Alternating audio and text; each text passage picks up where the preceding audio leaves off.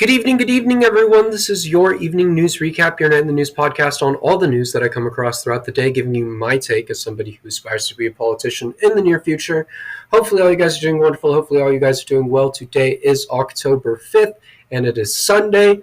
It's been a very interesting day in the news world and a very interesting day as a whole. But hopefully all you guys are doing wonderful. Hopefully all you guys are getting the relaxing you need before the work week starts or the school week, whatever you do in your day-to-day basis. Hopefully you guys got all the relaxation you need.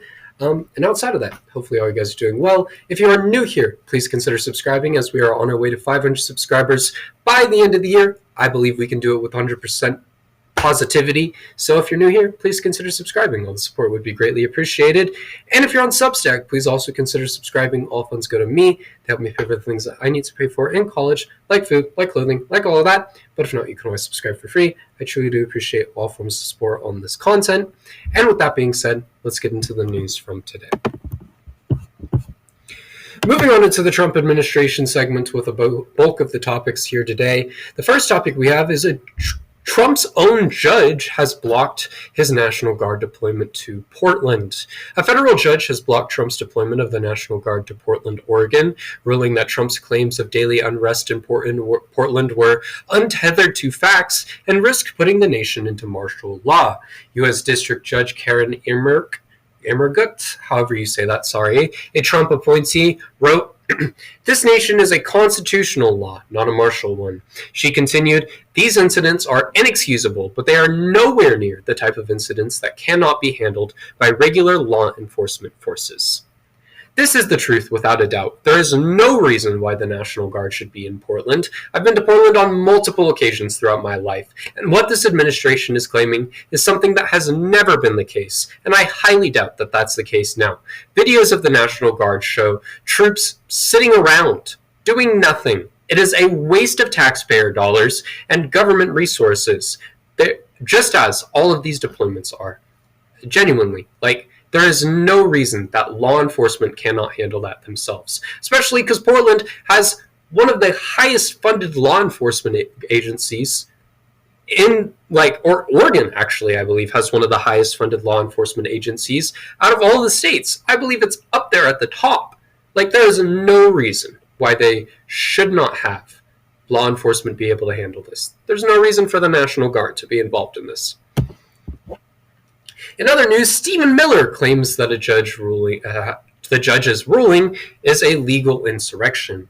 White House Deputy Chief of Staff Stephen Miller is claiming that a judge blocking Trump's deployment of the Oregon National Guard was a legal insurrection. In a post on Twitter, Miller wrote, "Legal insurrection. The president is the commander-in-chief of the armed forces, not an Oregon judge. Portland and Oregon law enforcement at the direction of local leaders, Portland and Oregon law enforcement, at the direction of local leaders," that is worded so weird, "have refused to aid ICE officers facing relentless terrorist assault and threats to life. There are more local law enforcement officers in Oregon than there are guns and badges in the FBI nationwide. So why do they need the National Guard?" This is an organized terrorist attack on the federal government and its officers, and the deployment of these troops is absolutely necessary to defend our personnel, our laws, government, public order, and the republic itself. There is no reason for the National Guard to be in Oregon. Once again, if they have all of that law enforcement, all of it, what's the point? Because law enforcement should be able to handle that themselves. There are multiple reports that show National Guard troops doing nothing. This administration is claiming that they are doing so much and that there is so much they need to do. But there are multiple reports against that. Truly, there are. Their use of the National Guard in Oregon is a waste of time and money. It is a waste of your taxpayer dollars and a waste of the time of our troops. It really is. Not to mention the troops that are there right now are from California. We'll talk about that in a bit. But it is a blatant attack on the people of Oregon that should not be allowed to continue. In other news, Trump has officially sent forces into Chicago. Trump has authorized the deployment of 300 National Guard troops to Chicago. State and local leaders continue to criticize the move, calling it an abuse of power. Illinois Governor J.B. Pritzker said Trump is attempting to manufacture a crisis. This came after immigration authorities said they faced off with protesters in the city and were attacked by an armed woman, but little to no information seems to be available on that incident in particular. I've looked into this armed woman incident that they claim that happened, and all the information you can find is that she rammed into an ICE vehicle, that she was shot, and then she drove herself to the hospital. That's literally it. There is nothing else at all. Nothing on the motives, nothing on what may have provoked her, just that it happened. I can't even find a video of the incident, which you think would be pretty easy to do if there's a bunch of protesters around, right? Which kind of makes you wonder if there's more to the case here. Maybe it was an accident.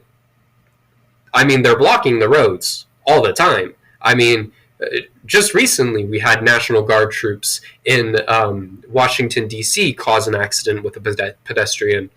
So who's to say that's not happening here and blame is being shifted? Genuinely. Like, I cannot find video evidence. I cannot find any other information. That's all there is. Makes you wonder. In other news, Trump is sending the California National Guard to Portland. Gavin Newsom has announced that he will be suing the Trump administration after it federalized 300 California National Guard troops to deploy them to Oregon, a day after a federal judge blocked Trump's attempt to deploy Oregon's National Guard troops. Newsom said in a statement, in response to the federal court order that blocked his attempt to federalize Oregon's National Guard, President Trump is now deploying 300 California National Guard personnel into Oregon. They are on their way now. This is a breathtaking abuse of law and power. And the Trump administration is unapologetically attacking the rule of law itself and putting into action their dangerous words, ignoring court orders and treating judges, even those appointed by the president himself, as political opponents. This administration continues to attack the people in this country in any way they can, and it is absolutely disgusting. No other administration in this country's history would have been allowed to do the things that Trump is doing today, as we speak. No other. And if you say they would, that's a fucking lie, and you know it. Genuinely, what Trump is doing right now is not okay. He needs to be impeached, along with his entire administration, because if he goes, guarantee you that doesn't stop them, for their attacks on communities and individuals throughout the country. Let us not forget the other day that they were ripping children out of bed and zip tying them, throwing them into vans. That is fucking disgusting. It is not okay in any way, shape, or form, and they need to be shut down entirely. It is disgusting what they continue to do day after day, and they need to be stopped. In other news, Trump plans to make it harder for elderly individuals to get Social Security disability. The Trump administration is preparing a plan that would make it harder for elderly Americans to qualify for Social Security disability payments, which would result in hundreds of thousands of people losing their benefits. Currently, Social Security Administration evaluates disability claims by considering age, work experience, and education to determine if that person can just adjust to other work types or if they need disability, but now officials are discussing eliminating age as a factor entirely or increasing that age limit from 50 to 60. People pay into Social Security their entire employment career, and taking away access to that is messed up on another level. It really is. Granted, Social Security as a system is not the greatest, and we will run out of money with it eventually. The whole thing is really garbage, but there's very likely something better that we could do to assist the elderly.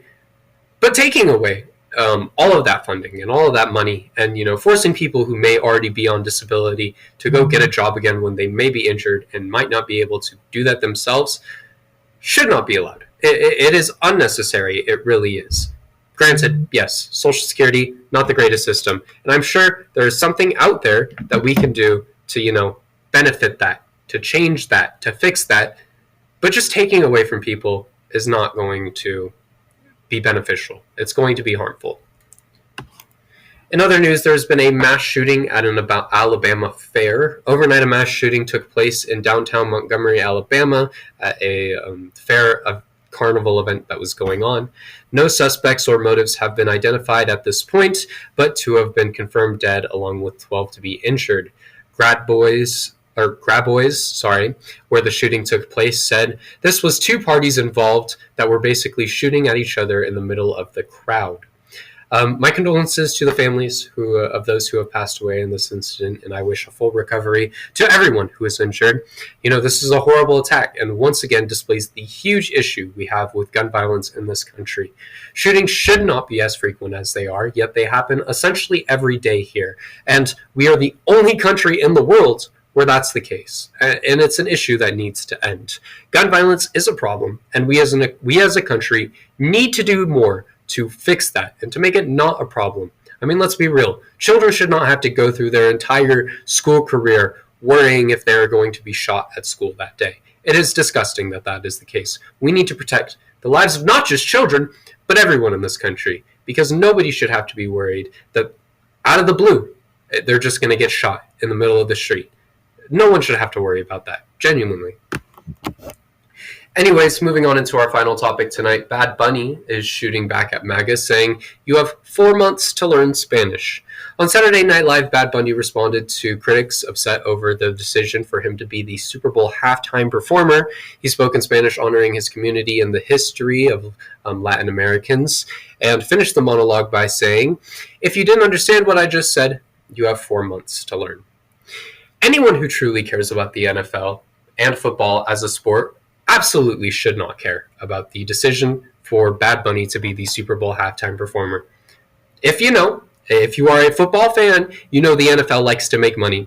That's going to bring in clicks. It's going to make money. He's the top artist in the world right now. It's just bound to happen.